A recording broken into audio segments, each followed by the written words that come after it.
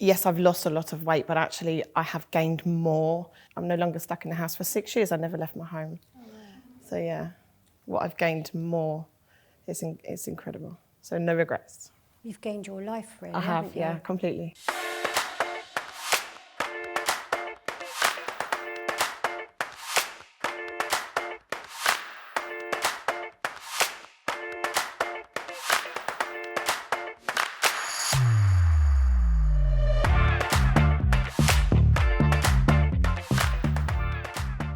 I'm Kerry. My name's Laura. Hi, my name's Colleen. Hi, I'm Senna. Hi, my name's Teresa. I'm Katie and I just had the Allurion balloon over a month ago. My method of weight loss was through the Allurion balloon. I had a gastric sleeve in June 2021. Weight loss medication, but I've also recently had a gastric sleeve. I used the Allurion balloon. I had gastric bypass surgery in August 22. I have felt judged for being someone who is living with excess weight or obesity.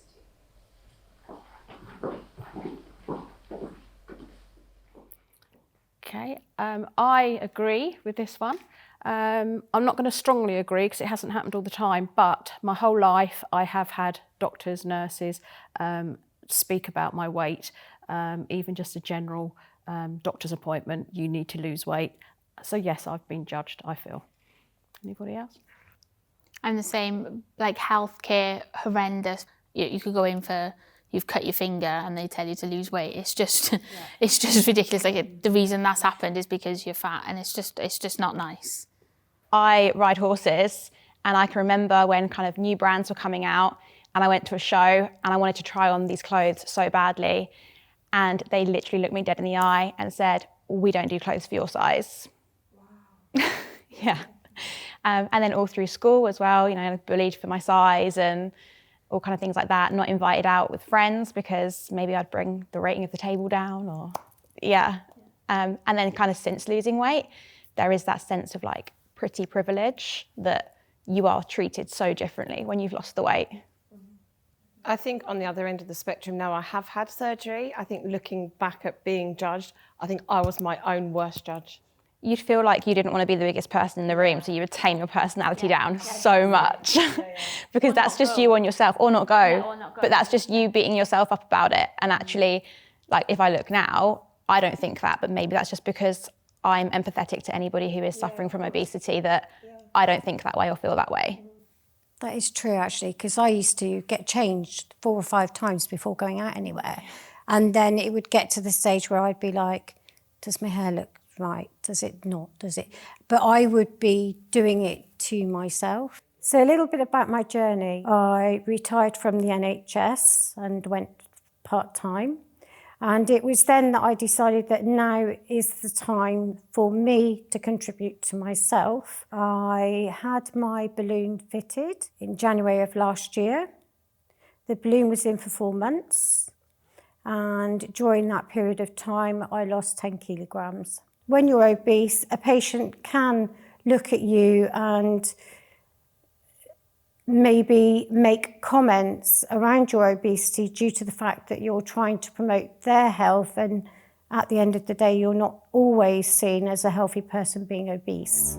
When trying to lose weight, I was looking to improve my health over being led by aesthetic or confidence purposes.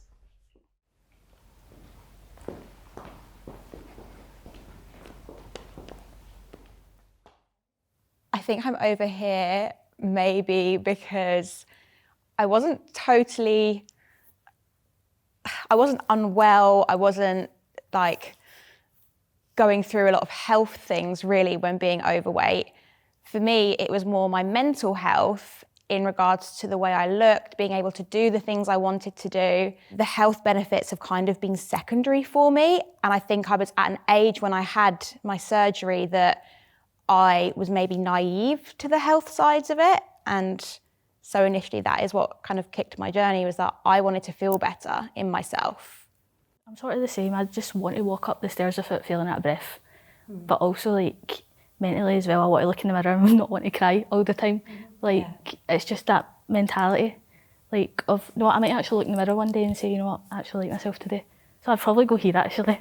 I've got a chronic illness, so I've got fibromyalgia, but I've now got lupus, but that was part of the journey of fibromyalgia. But I am so much better now I've lost some weight. We went into it for me to make my fibromyalgia better, but to have a child, because I need to have fertility treatment. And obviously at the size I was as a size 28 woman, no fertility clinic was going to ever touch me. And unfortunately it comes down to, you've got to be a certain BMI, but it's made massive difference on my overall health. And my fibromyalgia flares are so much more reduced now that I live a completely different life. I started my journey because my obesity was really affecting my chronic illness, which is fibromyalgia. I was really struggling with looking after my mental health and my physical health. My life is completely different because I'm shaping a different life for me and my family. And it is a hard step to do, and your brain just changes. That's the only thing I can say, is I didn't expect my brain to change so quickly. I go to the gym every day. I walk at least 40 miles a week. Like, before, if you had told me that, I would have laughed in your face. But it's significant changes that have made my life a million times better. Hearing misconceptions, like eat less and move more, hinders my ability to seek out medical weight loss treatment.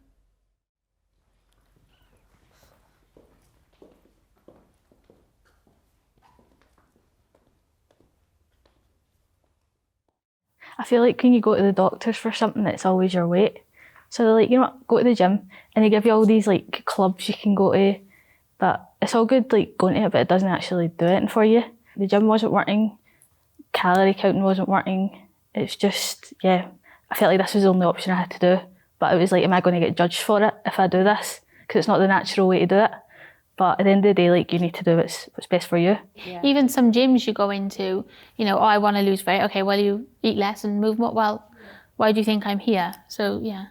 And even it's just like the whole eat less. Okay, that's fine. But also, I eat less of a certain group or type of foods.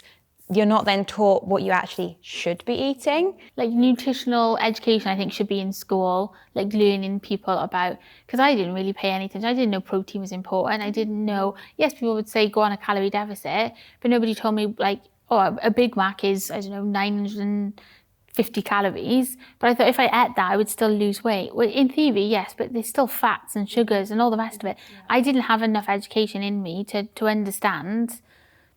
I was uneducated on the whole thing, and you just feel stupid asking those questions because you feel like everybody knows, not necessarily it's just you that didn't know. But if we had the right signposting to some of these things, and you're not just kind of sat there judge going, oh, we'll just eat less, move more, then you'd be able to get help for yourself. So I had the Allurion balloon in 2022, 4-month one. I found the Allurion balloon a really good tool for helping me to lose weight. You have a nutritionist that helps you along the way, and she's telling you obviously what type of food to eat, protein, etc. And I think by having that tool, knowing that you can't eat as much as what you would normally, you tend to pick out the food. And that's one thing that I realised I had to stick to, was eat the food that's going to be good for me. My actual 4 months, in all, I lost just under 2 stone. And yeah. I have had a positive experience with my friends and family since losing the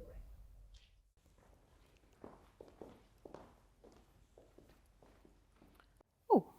Well, my experience is that my daughter here, Senna, she had the sleeve done, and I think she's up to 8+ stone she's lost. And during that journey, I knew I was overweight, and obviously I helped her when she went through, the hard times of obviously having the operation and mentally as well. But she gave me the oomph to do something for me. So yeah, I strongly agree with that, because I've had a really positive effect by losing weight, and also I think Senna's had an amazing effect losing weight. Will you agree with that? I'm going to pop over here just because that in itself is positive support from my family, so and a positive experience that's come from it. I'm not going to strongly agree, because although I've had friends that have been absolutely amazing and have gone, wow, like we can share clothes now, we can like go out and do these things, we can go to theme parks, you know, sit on planes without a seatbelt extender and things like that. You know, it's been just incredible, some of my friends. Some of my other friends, however, have gone like, oh, well, you know, you're so up yourself now. My family, as you just said, you know, that's definitely been a positive. And yeah, that's kind of... I think leading on from that, I think that's probably why I'm over here. I've had amazing experiences, responses, but actually I lost communication with my parents. So actually we stopped communicating for about 3 months when I finally told my parents that I was going to go and do the surgery. Why, can I ask you, why was your mum and dad not wanting you to have it? Because I suppose I'm their daughter. Absolutely. It wasn't a decision I took lightly, and I don't think my parents' self-belief, I don't think they had that for me. And I just made that decision after 2 years thinking, do you know what? I need to do this. I'm closer to 40. So yeah. I feel like I did have your support going into it though, when I came home and said, I've seen this and look at the results and this is what I really want to do. Yeah, that's why I asked, because I couldn't understand why, being a mum, and then you saying that you were going to have it done, it was like, I've seen you struggle your whole life, from at school being bullied. I've seen everything. I've seen you cry. Oh, sorry, it's made me cry. And yet you think my mum would support me, because she was always obese, lost the weight, put it back on, so.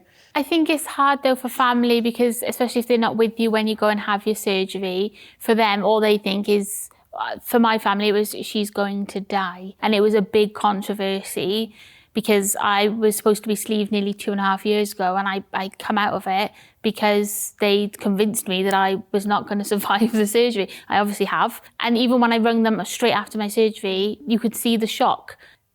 I think when it comes to the reasons behind having weight loss surgery, we all have a story to tell. There was no female in my family that had kind of lived past the age of about 66, 67 due to obesity and heart disease. My story is quite a personal one that's not social media out there as such. I was a recluse. I had no confidence. So losing communication with my family, because I chose for once in my life, I decided to do something for myself, and I had the confidence to do it. That was very, very hard. Now, since the surgery, I found my voice. I found the confidence to say no, or if I'm uncomfortable with something, I have kind of grown as a person because of my weight loss surgery. Yeah. I believe attitudes and mindsets around obesity are changing.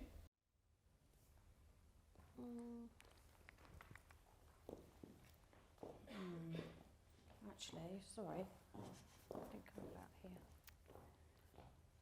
I somewhat disagree with that, because it is changing, but it's changing slowly. Yeah, I hear that. I think it is changing. You see a lot more companies now doing plus size. There is a lot more representation. There is a lot more girls and men on social media who are coming out and embracing and having that body confidence and embracing their body and embracing their weight. If you're living with obesity and you're stuck there, you need to have that representation to feel okay about yourself, because it is okay and it's not always your fault. 99% of the time, it's not your fault.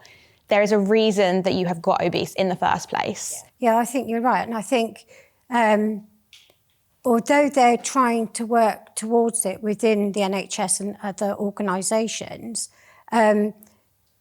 we almost need to be looking at not just the obese individual, male or female, but actually we need to look at that whole person holistically, the emotional side, the mental health side.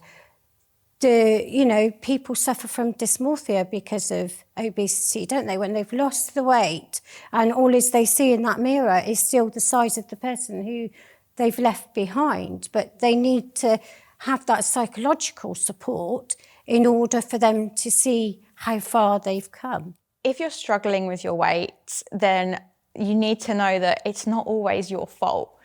There are options out there for everybody. Look for help whether it be your doctor, whether it be your family or a friend. Just pick up the phone and speak to somebody. 90% of us are happy to talk about our journeys and speak to us. Don't be scared to ask for help, because that's what I did. I was always iffing and doubting what I should do, but it's just getting that step forward to ask for help. Today's experience has been uplifting.